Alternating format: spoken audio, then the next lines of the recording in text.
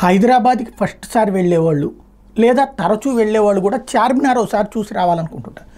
ఇదివరకు అంటే అక్కడ దాకా కార్లు అయిపోవు, ఎందుకంటే ట్రాఫిక్ జామ్ ఉంటుంది ఎప్పుడు కాబట్టి, ఎక్కడో ఉండాలి కాబట్టి డ్రైవర్లను తీసుకుని వెళ్ళడం, లేదంటే కనుక క్యాబుల్లో దిగేసేసి అదంతా తిరిగేసి మళ్ళీ క్యాబులు బుక్ చేసుకుని రావడం జరిగేది. లేదు రాత్రిపూట్ల వెళ్ళేవాళ్ళు, ఎందుకంటే రాత్రిపూట్ల అయితే ఈ ట్రాఫిక్ తగ్గిపోతుంది కాబట్టి ఆ టైంలో వెళ్ళేవాళ్ళు. సరదాగా వెళ్ళి టీ తాగి రావడం, ఏ సమోసాలు టిఫిన్ తిని రావడం, బిర్యానీలు తిని రావడం చేస్తుండేవాళ్ళు.